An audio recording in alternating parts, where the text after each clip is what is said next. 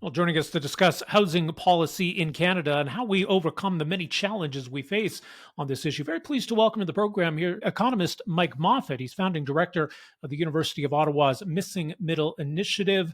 Missingmiddleinitiative.ca is the website. Mike, so great to have you with us here. Welcome to the program. Oh, thank you for having me. Let's start in Ottawa. We have the speech from the throne as the government lays out its priorities for this session of Parliament. Housing was mentioned, and there was a lot of talk, of course, in the election too about housing policy. But do we get a clear sign maybe of where things are going as far as Ottawa is concerned?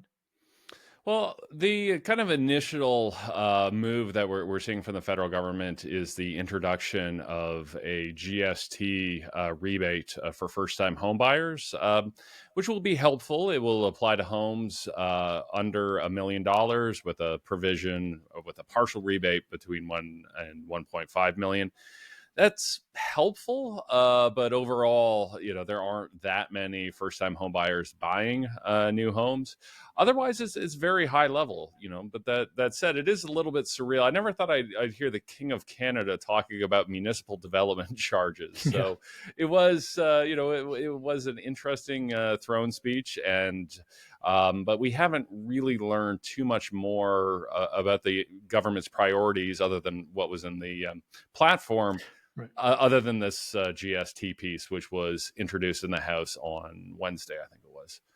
Well, should they be going further on that front, or is maybe the GST is that not the right policy lever right now? Where does it fit in? Yeah, I think they should go further. So the GST, because the GST only applies to new homes, it basically acts like a construction tax. And it's one of the few kind of direct levers that the federal government has to lower the cost of construction.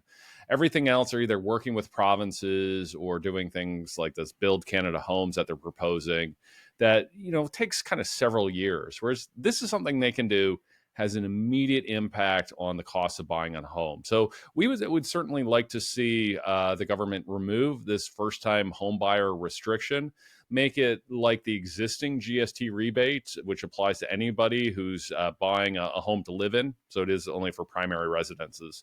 So we've gotten together with a group of like the Toronto Home Builders, West Group, Habitat for Humanity. We sent an open letter earlier this week calling for the federal government to say, hey, we like what you're doing on GST, but keep the current rules. Don't just apply it to first-time home buyers. We've heard the federal government, you alluded to, talk about a more active role, especially when it comes to affordable housing, maybe even a crown corporation to really try to accelerate, I guess it would be factory built homes. Do you see the government having a role in that sense? How do you think this could impact, at least on the affordable housing side? Yeah, it could certainly help. So, what the federal government has done over the last decade with the national housing strategy is more kind of a partnership approach where they work with not-for-profits, they work with other orders of government to try and build social housing, affordable housing, and so on. And there's merit to that model, but anytime you're working with other groups, it takes a long time. What they're proposing here is that they're going to just act as the developer themselves. Say, like, we've already got the land. Instead of trying to come up with these rickety partnership models, let's just act as a developer ourselves. And to be clear, they wouldn't actually be the ones, swinging the hammers and building the homes. They'd be working with, private sector contractors and builders and so on. I do think there's merit to it, but there's also a challenge because at the end of the day, if this is what the government's doing, it's a procurement process, right? They are Right. procuring homes from the private sector. And we know from, anything from, fighter jets to office photocopiers, the governments are not very good at procurement. So I like what they're trying to do here, but this is the kind of thing where the implementation can go south really quickly. Of course, there's a new minister in charge of this important issue, and it's Gregor Robertson. Now, he's the former mayor of Vancouver, and maybe there's some optic challenges there. And I mean, that's maybe Canada's most bonkers or unaffordable housing markets. But he kind of tripped over himself at an issue that almost lays at the crux of all of this. Do we or do we not want and need overall housing prices in Canada to come down? We do in most markets, yes. And there's been a little bit of a disconnect where some of the language the federal government is using is saying, okay, we need to lower the cost of constructing a house. But at the end of the day, okay, well, why would you want to lower costs? It's to lower price, right? We don't. The goal shouldn't be to have builders earn better margins on their building. It's actually to get prices down. So I do think that was a bit of a misstep. I think part of it stems from the fact that the federal government has never really set a vision for middle class housing. They have the National Housing Strategy and some other documents that really set out a vision for what they want to see for affordable housing, to end homelessness, and so on. But they've never really set a vision for, okay, this is what we want the middle class housing system to look like 5, 10, 15 years from now. And I think that's infecting their communications. I think they don't know how to describe what they're trying to accomplish because they don't entirely know what they're trying to accomplish. So I do think part of it is a comms issue. You're right. The fact that this is coming from a former mayor of Vancouver certainly doesn't help the optics. But I do think it illustrates a larger issue with the government, that it doesn't quite know what success looks like for the middle class, and they don't know how to describe it.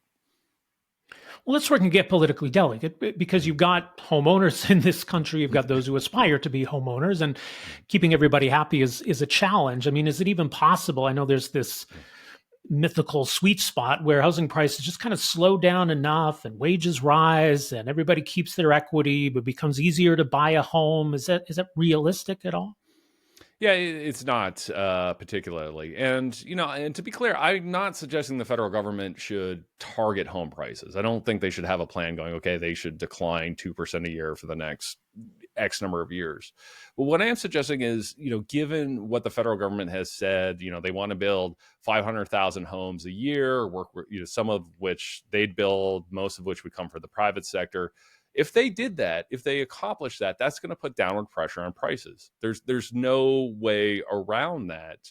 And it's necessary at the end of the day. Like if you look at, we did a study here at MMI saying, okay, let's suppose for the sake of argument, we're just going to keep prices flat and let incomes catch up to home prices. Incomes have been increasing at about 3% a year in nominal terms, 1% after inflation. And we found in large pockets of the country, it would take somewhere between 20 to 40 years to restore affordability at that pace, particularly southwestern Ontario and lower mainland BC. Other pockets, Edmonton, yeah, you could do it. And it might take a year or two. You're already close to being relatively affordable. But large parts of the country, it's just not realistic to say, okay, we're going to let incomes grow, and just keep home prices flat. Now, income growth is a big part of the solution, but our home prices have gotten so out of whack. We just don't have time to wait to allow income growth to happen. But it's quite a different conversation. We talk about overall housing affordability. When rents come down, that's terrific. That's great. Everyone kind of celebrates that. When it comes to housing prices going down, we're all a little more kind of leery about that. Well, absolutely. Most people don't cry a tear when landlords are like making less money, but nobody wants to see the value of their home go down. And I get it. I'm a 48-year-old homeowner who paid way too much for a house 7 or 8 years ago here in Ottawa. So I understand that, but I think I'm also a parent. I've got a 14-year-old and a 10-year-old.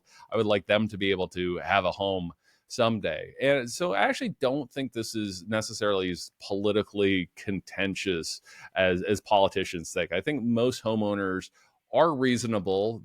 Many of them do, like me, have kids who they would like to see own a home someday. So that's not to suggest that we want a housing crash. But I do think there is a pathway where, we can get more affordability over time. And I do think it's a tell that conservative housing critic Scott Aitchison the next day came out with a video that started with of course home prices have to go down. So, we do at least see some politicians in Ottawa that have the political courage to say it. Maybe it's an easier thing to say in opposition, but I do think there is room for politicians here to tell the truth and say, yeah, you know what, home prices are going to go down. That's not what we're intending to do, but they've just gotten so out of whack. It's the only way we're going to be able to create affordability for the next 2 generations. What is interesting, and we'll get to the report that you just put out regarding the provinces and grading the provinces, but it just sort of speaks to we speak of housing as an issue, which it is. But I mean, across the country, you've got different markets, different challenges, different issues, different levels of affordability. You've got roles that the federal government plays, provinces play, municipalities play. So, is it? Can we really characterize it in that sense as a national issue? Well, it is a challenge. I think, for instance, the GST rollout that the federal government is doing highlights that challenge. That they need to sort of figure out, okay, how much, what's the eligibility criteria going to be? Like when is a home kind of too expensive to get a rebate? Well, that looks very different in Southern Ontario than it does in, say, Saskatchewan. And we saw that pressure firsthand when the Conservatives came out with their GST rebate, which would apply to everyone, not just first-time home buyers. Initially, they had it at $1 million, so a home had to be priced under $1 million to get the rebate. Well, groups from both Greater Toronto area and Greater Vancouver area said, well, wait a second, that you're basically rendering our entire region ineligible uh, Right. because you can't find anything under $1 million. So Polyev and the Conservatives came back and said, okay, actually, we'll increase it to 1.3 because we want to make sure nobody's left out. But $1.3 million in large parts of the country gets you a mansion. It gets you a very, very nice house. Like if you could get a Yeah. lot for 1.3 million in Weyburn, Saskatchewan, right? So that's the challenge where the federal government is trying to set policy that works for the entire country. But southwestern Ontario has very, very different challenges than, say, Prince Edward Island. Right. I mean, there's policies, fees, all these things come into play, but it is still supply and demand. I mean, a house is cheaper in Winnipeg than it is in Vancouver, not because necessarily Winnipeg has cracked the code. It's just, there's different market forces at play. Well, absolutely, and we tend to see over time, particularly over the last few years, where we're getting convergence in those home prices because people are more mobile. More kind of work from home. I'm working from home today has allowed people to move to other areas. So we are seeing places that historically have been relatively affordable. Influx of people moving in, a lot of time from Ontario, moving to Atlantic Canada, moving to Alberta. And provinces have been capitalizing on that. There was a period here in Ontario where I couldn't get on the TTC or I couldn't turn on the radio without seeing the come to Alberta. Alberta is calling ads from the provincial Yeah. government, and it's one of those things. Be careful what you wish for, because a lot of us did move, and Right. now prices and rents have increased across the province. So we are seeing that. So yes, these things are regional in nature, but they have this nasty tendency to spill over, that if one housing market is broken, that tends to kind of transmit out like a wave, and you start to see a lack of affordability in other places. So as for provinces, because we've got the feds, as you say, on GST and these other big issues at the municipal level, you've got the fees, you got the taxes, the zoning, the density, all of that. Where do the provinces fit in on housing, first of all? Yeah, they tend to be forgotten in the conversation a little bit because a lot of the attention goes to the federal government and on things like GST, but also demand drivers like immigration. So they get a Right. lot of attention.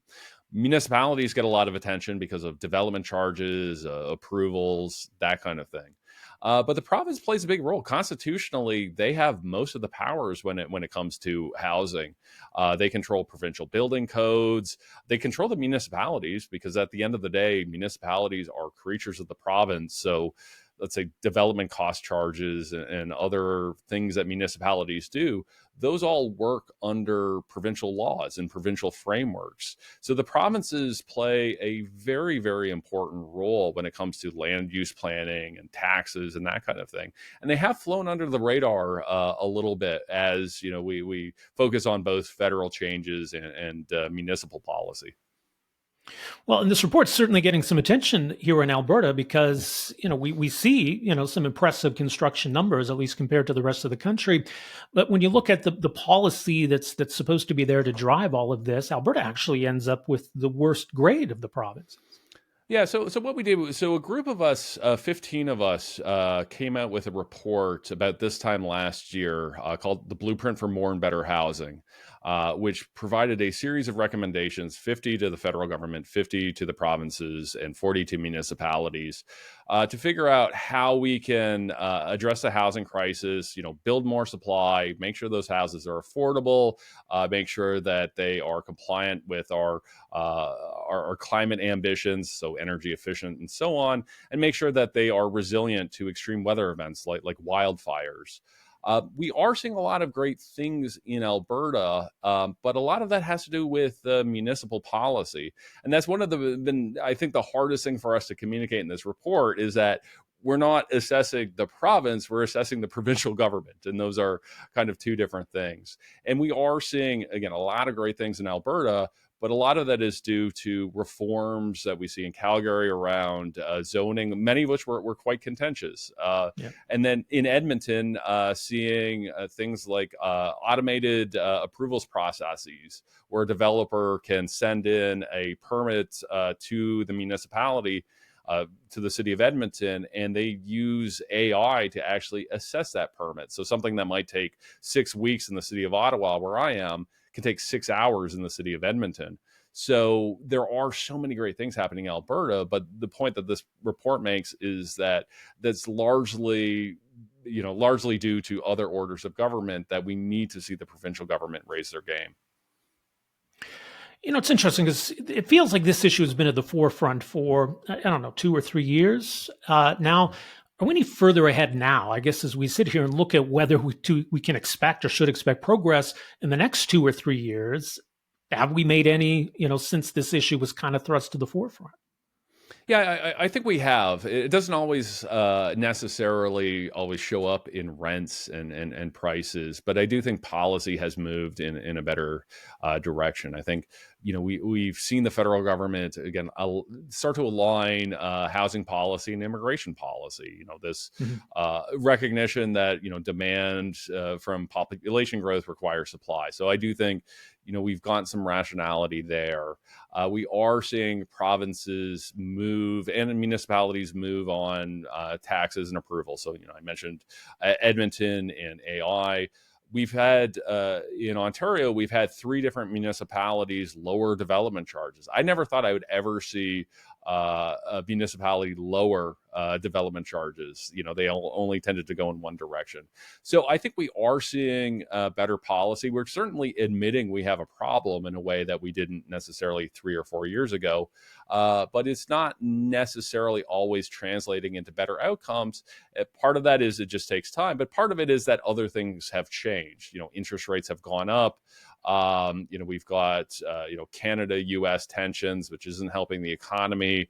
There's concerns about tariffs on building products. So, in parts of the country, we're not seeing the growth in housing starts we'd like to see, but I do think we have a better policy environment than we did, say, 24 months ago. All right. Well, much more in all of this, including that report we talked about grading the provinces, missingmiddleinitiative.ca. Mike Moffatt, really appreciate the insight on all of this. Thanks so much for making some time for us here.